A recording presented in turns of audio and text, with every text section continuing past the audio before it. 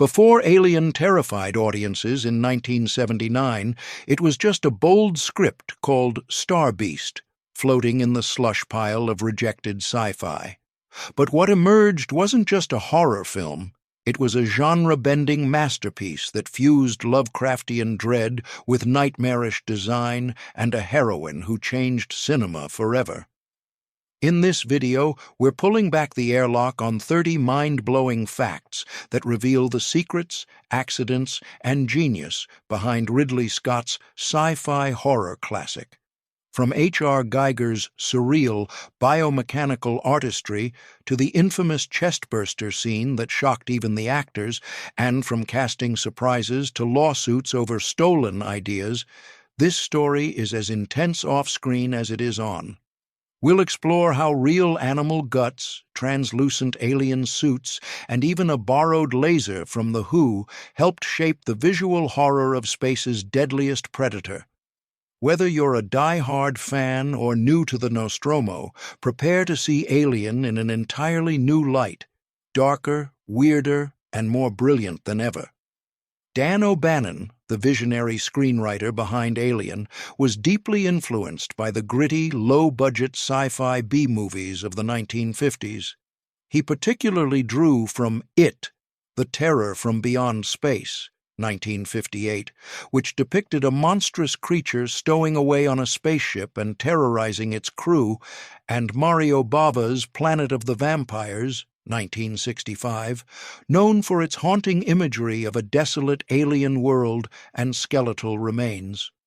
O'Bannon also cited influences from 1950s sci-fi literature and horror comics, blending their pulpy thrills with a darker, more psychological horror inspired by H.P. Lovecraft's cosmic dread. His candid admission, "I didn't steal Alien from anybody. I stole it from everybody," reflects his approach of synthesizing these diverse sources into a cohesive, terrifying narrative.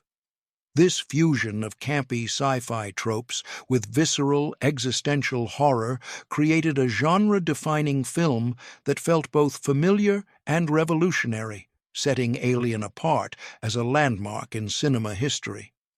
O'Bannon's first draft of the script was titled Starbeast, a name that evoked the sensationalist creature feature vibe of 1950s sci-fi.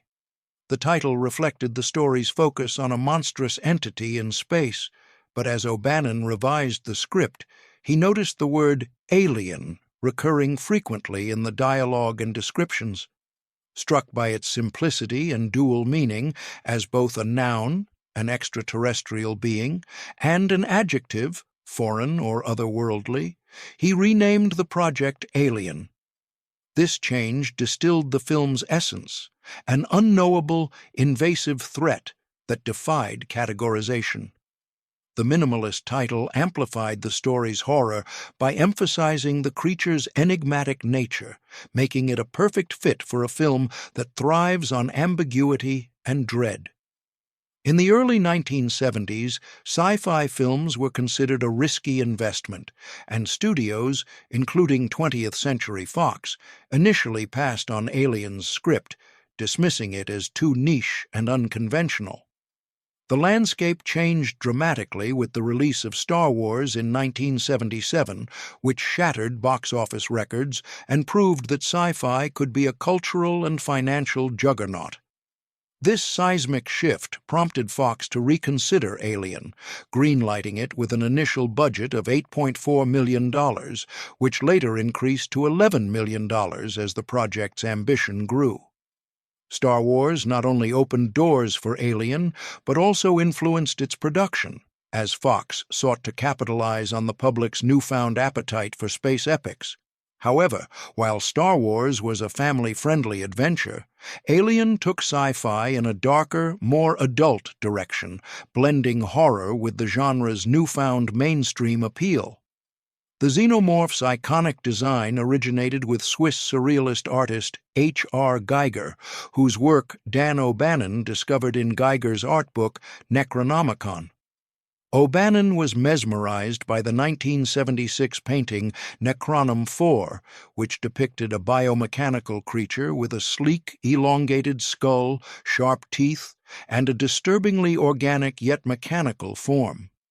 Giger's aesthetic, blending flesh and machine with a sexually charged, nightmarish quality, perfectly suited the film's vision of an alien that was both beautiful and horrifying.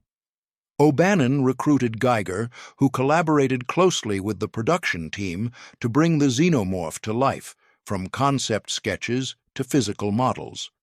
Giger's involvement was a gamble. His surrealist style was unconventional for Hollywood, but it paid off, creating a creature that remains one of cinema's most enduring and terrifying icons. Giger's initial vision for the xenomorph included a translucent suit that would reveal its inner anatomy, such as pulsating organs and sinewy structures, to heighten its grotesque allure. He believed this transparency would make the creature even more alien, emphasizing its biological strangeness. However, director Ridley Scott vetoed the idea, arguing that a dark, steely exoskeleton would make the xenomorph more menacing by allowing it to blend seamlessly into the Nostromo's shadowy corridors. The opaque, metallic design, with its glossy black surface and biomechanical contours, turned the creature into a near-invisible predator, amplifying its terror.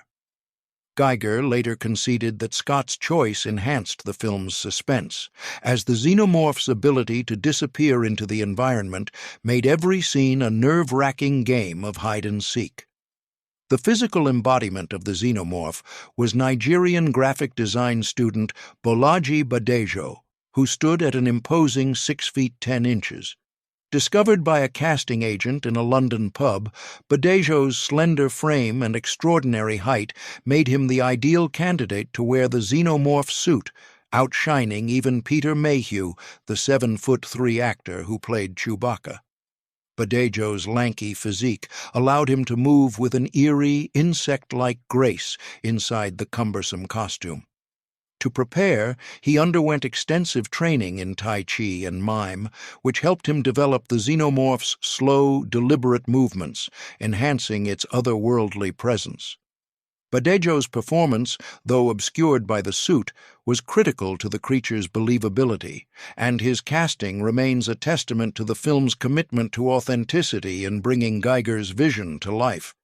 The xenomorph suit, with its rigid, segmented tail and elaborate design, was physically taxing for Bolaji Badejo, who couldn't sit down while wearing it. To give him relief between takes, the crew constructed a custom swing on set, allowing Badejo to rest comfortably without removing the costume.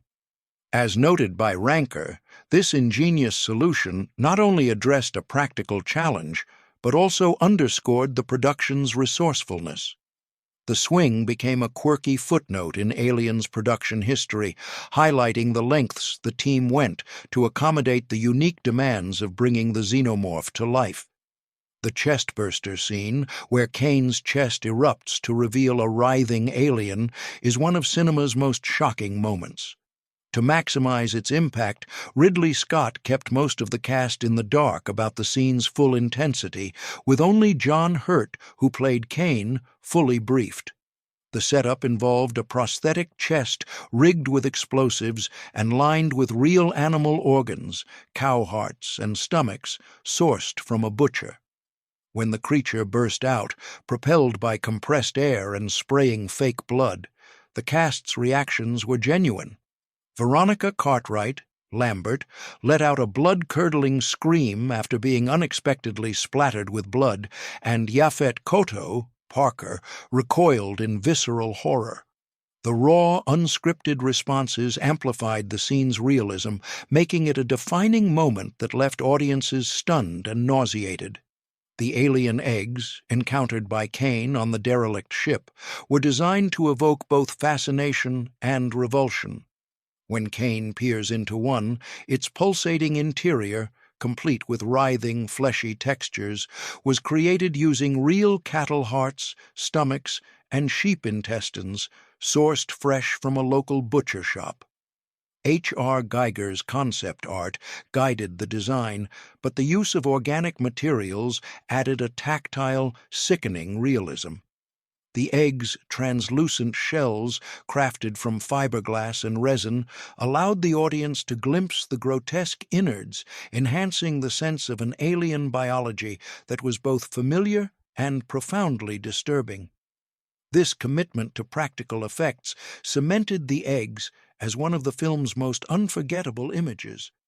Ridley Scott had his heart set on John Hurt for the role of Kane, the ill-fated executive officer, but Hurt was initially unavailable due to a commitment to a film in South Africa. The production cast John Finch instead, but on the first day of shooting, Finch collapsed on set, later diagnosed with severe diabetes. In a stroke of serendipity, a visa complication freed Hurt from his South African project, allowing him to join Alien at the last minute. Hurt's casting proved pivotal. His understated performance and willingness to embrace the chestburster scene's physical demands made Kane's death one of the most iconic moments in film history, cementing Hurt's legacy in the sci-fi genre. Sigourney Weaver was a relatively unknown stage actress when she auditioned for Ellen Ripley, beating out Meryl Streep, who was considered but not approached due to her grief over the recent death of her partner, John Cazale. At 30, Weaver brought a commanding presence and naturalistic intensity to her screen test, impressing Ridley Scott and producer Gordon Carroll. Her portrayal of Ripley, tough, pragmatic, and fiercely intelligent, shattered stereotypes about female leads in sci-fi, launching Weaver into stardom.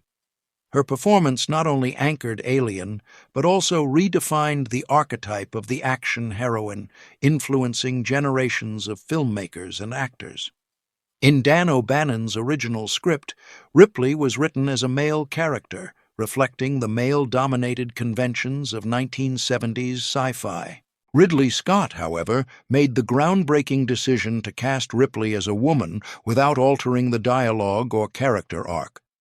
This choice was radical for 1979, as it presented Ripley as a leader defined by competence and resilience, not gender. By avoiding clichés like damsel in distress tropes, Scott and Weaver crafted a character who resonated universally, paving the way for iconic female heroes like Sarah Connor and Katniss Everdeen. Ripley's gender-neutral writing and Weaver's powerful performance made her an enduring feminist icon. The opening title sequence of Alien, with the word alien forming line by line against a starry void, was designed by Saul Bass, the legendary graphic artist behind iconic title sequences for films like Vertigo and Psycho.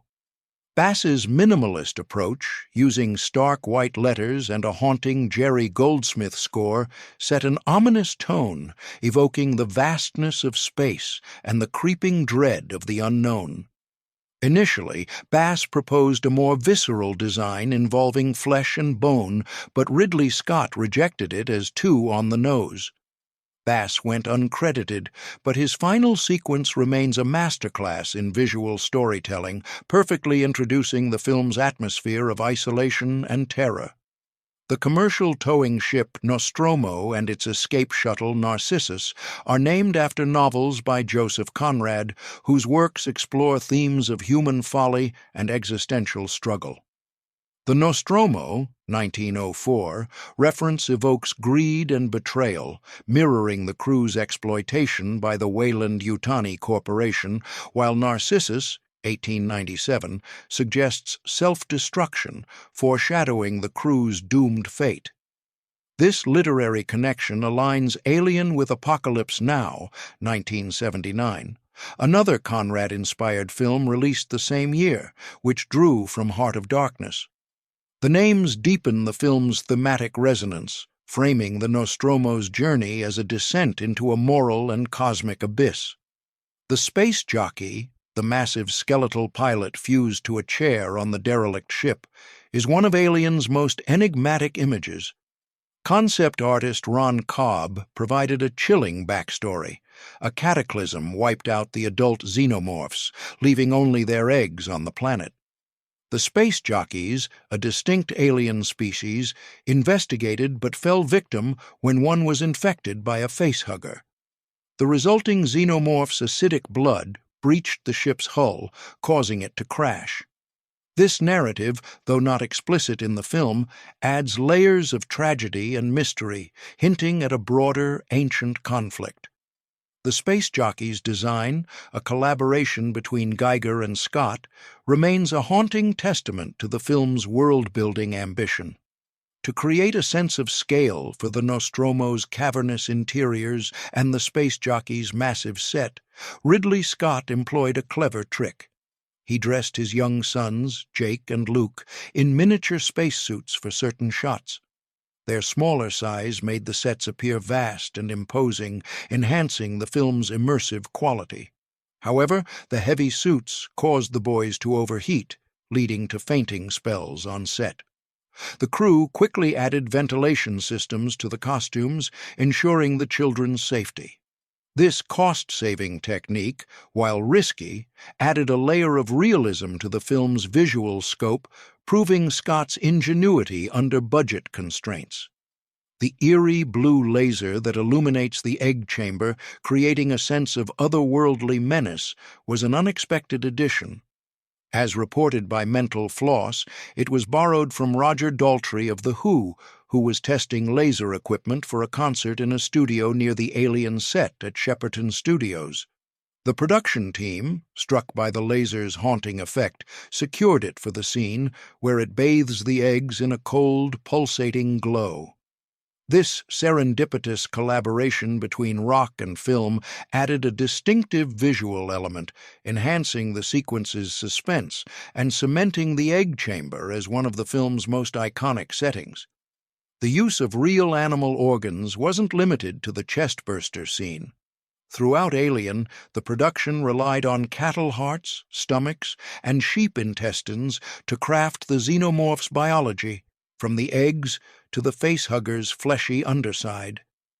Under the set's intense lighting, these organic materials began to cook, emitting a putrid stench that sickened the cast and crew. The smell was so overpowering that takes had to be limited, adding to the production's grueling atmosphere.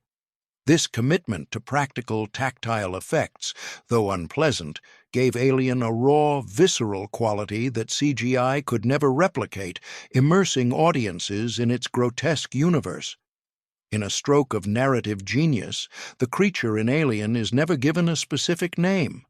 The crew refers to it only as the organism or the creature, and terms like xenomorph or alien are absent from the dialogue. This ambiguity amplifies the creature's terror, presenting it as an incomprehensible force rather than a defined monster. By avoiding a label, the film underscores the xenomorph's alienness, making it a primal, almost mythic entity. This choice also invites audiences to project their fears onto the creature, enhancing its psychological impact and ensuring its place as a timeless horror icon. H.R. Geiger's original design for the alien eggs featured a single vertical slit that opened to reveal the facehugger. The art department found this design too overtly vaginal, leading to laughter and discomfort during reviews. To address concerns while preserving the egg's organic horror, Geiger redesigned the opening as a crisscross slit, resembling a blooming flower. This compromise maintained the egg's unsettling biological quality while toning down the explicit sexual imagery. The redesigned eggs, with their leathery texture and pulsating interiors, remain one of Geiger's most striking contributions, embodying the film's blend of beauty and dread. The chestburster concept was born from Dan O'Bannon's personal struggles with chronic gastrointestinal issues, which caused him intense pain and a sense of internal violation. He drew inspiration from spider wasps, which he mistakenly believed laid eggs inside living spiders, a gruesome process he found horrifyingly apt for the film. As noted by Creepy Catalog, O'Bannon channeled this visceral fear into the chestburster, creating a scene that literalized the idea of a foreign entity erupting from within. This personal connection imbued the sequence with a raw, almost autobiographical intensity, making it one of the most unforgettable moments in horror cinema. Science fiction author A. E. Van Vogt filed a lawsuit against 20th Century Fox, claiming Alien plagiarized his stories Discord in Scarlet, 1939, and The Voyage of the Space Beagle, 1950. Both featured alien creatures that infiltrated spaceships and posed existential threats, bearing striking similarities to Alien's premise. Van Vogt argued that O'Bannon, a known sci-fi enthusiast, had drawn directly from his work. Rather than face a protracted legal battle, Fox settled out of court, reportedly paying Van Vogt $50,000. The lawsuit highlighted Alien's roots in the sci-fi literary tradition while underscoring the challenges of originality in a genre built on shared tropes. Before Ridley Scott was hired, 20th Century Fox approached several prominent directors, including Robert Altman, MASH, who declined the project, likely due to its unconventional blend of sci-fi and horror. Other notable filmmakers, such as Peter Yates, Bullitt, Jack Clayton, The Great Gatsby, and Robert Aldrich, also passed. Aldrich reportedly dismissed the facehugger concept as forgettable, a misjudgment that underscores how radical Alien's vision was at the time. Scott's eventual involvement, fresh off his debut, The Duelists, brought a meticulous, atmospheric sensibility that transformed the script into a cinematic masterpiece. Producer Walter Hill, known for gritty films like The Getaway, played a pivotal role in championing Alien at Fox, but declined to direct, citing creative differences with Dan O'Bannon. Hill, along with co-producer David Giler, contributed significant script rewrites, including the addition of the android Ash subplot and the corporate conspiracy angle involving Weyland-Yutani. These changes deepened the film's themes, but sparked tension with O'Bannon, who felt they diluted his original vision of a pure creature horror story. Hill's influence as a producer ensured Alien's gritty realism and narrative complexity, balancing O'Bannon's pulpy instincts with a more sophisticated tone. The revelation that Ash, played by Ian Holm, is an android working for the company was a late addition by producers Walter Hill and David Giler. O'Bannon fiercely opposed the subplot, arguing it shifted focus from the xenomorph's primal horror to a secondary conspiracy narrative. He believed the creature alone was compelling enough to carry the film. However, co-writer Ronald Shusett defended the twist, calling it one of the best things in the movie for its chilling commentary on corporate betrayal. The Ash subplot added a layer of paranoia, suggesting that the human crew was as much at risk from their employers as from the alien, a theme that became central to the franchise. The midnight screening of Alien at the Seattle Film Festival on May 24, 1979, was a chaotic spectacle. The Chestburster scene elicited screams, vomiting, and audience members fleeing the theater in panic. As reported by Screen Rant, one theater employee fainted during Ash's beheading, overwhelmed by the film's graphic intensity.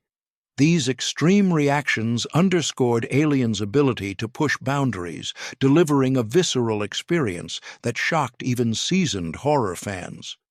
The premiere's pandemonium generated buzz, helping to cement Alien's reputation as a groundbreaking horror film and fueling its word-of-mouth success. With a production budget of $11 million, Alien grossed $106.3 million worldwide, including $81.9 million in the U.S., making it a massive financial success. Its iconic tagline, "In Space, No One Can Hear You Scream," crafted by copywriter Barbara Gips, captured the film's blend of cosmic isolation and primal terror, resonating with audiences and becoming one of cinema's most recognizable slogans. The film's profitability, driven by its gripping narrative and groundbreaking visuals, solidified its status as a cultural phenomenon and paved the way for a franchise that includes sequels, prequels, and crossovers. Despite its R rating for graphic violence and horror, Alien became the first R-rated film to receive a tie-in toy line from Kenner, including an 18-inch xenomorph figure complete with a spring-loaded jaw. The toys, aimed at children, sparked outrage from parents and advocacy groups who decried their inappropriateness for a film with such mature content. As noted by Creepy Catalog, the controversy led to the toy line's quick discontinuation, but the figures have since become coveted collector's items. The decision to market toys for an adult-oriented film reflects Alien's unexpected cultural impact, blurring the lines between horror and mainstream merchandising. To intensify the sense of claustrophobia aboard the Nostromo, Ridley Scott employed a subtle but effective tactic. He instructed the crew to gradually push the set walls closer together each day without informing the actors. As reported by Creepy Catalog, this manipulation mirrored the characters' growing desperation, amplifying the cast's authentic tension. The actors, including Sigourney Weaver and Yaphet Kotto, felt increasingly confined, which translated into more visceral performances. This psychological trick exemplifies Scott's meticulous approach to directing, using the physical environment to enhance the film's oppressive atmosphere. Dan O'Bannon's original script concluded with a chillingly nihilistic ending. The xenomorph decapitates Ripley, then uses Dallas's voice to send a distress signal, luring more ships to their doom before drifting into space. This bleak vision aligned with O'Bannon's Lovecraftian influences, emphasizing humanity's insignificance against cosmic horrors. Fox executives, however, found the ending too grim and threatened to fire Ridley Scott if he kept it. Scott reluctantly agreed to a more hopeful conclusion, with Ripley defeating the xenomorph and escaping in the Narcissus. This change ensured Ripley's survival, transforming her into a franchise cornerstone and setting the stage for sequels like Aliens, 1986. These 30 facts illuminate the extraordinary creativity, technical innovation, and sheer audacity behind Alien, 1979. From H.R. Geiger's nightmarish designs to Ridley Scott's uncompromising vision, the film redefined sci-fi horror, launched Sigourney Weaver as a trailblazing heroine, and introduced the xenomorph as a cultural icon. Its legacy endures in its Alien wasn't just a film, it was a cinematic rupture that birthed an entire subgenre and left permanent marks on sci-fi, horror, and pop culture. Behind its haunting visuals and cold, claustrophobic tension were creative risks that defied convention. An unknown lead actress, a creature without a name, a script that started as Starbeast, and a production powered by real guts, literally. From the quiet brilliance of Balaji Badejo's movement in the xenomorph suit to the corporate betrayal of Ash's subplot, these 30 facts remind us that great cinema isn't just made, it's fought for, it's improvised, it's wrestled into being by visionaries who aren't afraid to get messy. If you've enjoyed this descent into the dark corridors of filmmaking genius, smash that like button, subscribe for more deep-dive film history, and drop your favorite alien fact or memory in the comments. And remember, in space, no one can hear you scream. But here on YouTube, we hear every geek out loud and clear. Stay haunted and stay curious.